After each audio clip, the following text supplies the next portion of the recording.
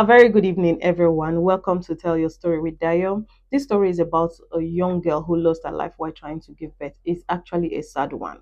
But unfortunately, another lady shared her story under the same story, and she gave me permission to read her story on Tell Your Story with Dayo. I will be reading her story shortly, and then you give us your comments and your thoughts under the comment section.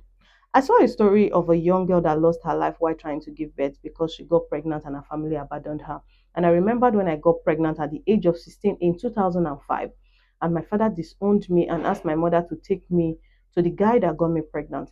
My mother took me there and I was living with him. Few days later, she came and asked me to pack my stuff, that she's taking me back home. I asked her why, and she said she can't throw away her 9 months just like that.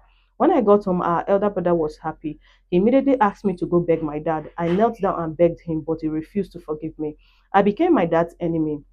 When I greet him, he doesn't reply. To him, I was just a ghost living in his house. I finally gave birth to a girl in 2006, and everyone was celebrating except my dad. He never touched or looked at me nor the baby. After 6 months, my elder brother asked me, "Now, what are your plans? You need to be productive so as to support yourself and your daughter." So I told him I wanted to go back to school. But now I'm a mother and I don't think that will be possible. He discussed it with my mom and she was so happy.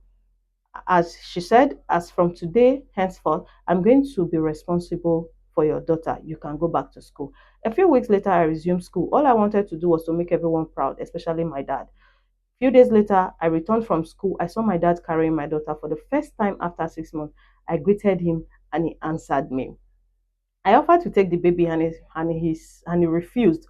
He said I should go eat and do my assignments so I don't use the baby as an excuse to fail my exams. I was so happy that my dad finally spoke to me. Omo, this story too long.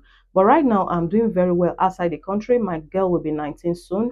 She calls me aunt, I calls my mom mama. I got married 6 years ago and I have a son. Imagine if my family had abandoned me in his house. What would have become of me today?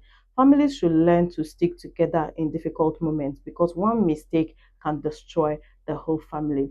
Share your thoughts on the comments about this story. Your thoughts, your comments might just be helping someone. Thank you very much for listening and see you in the next episode.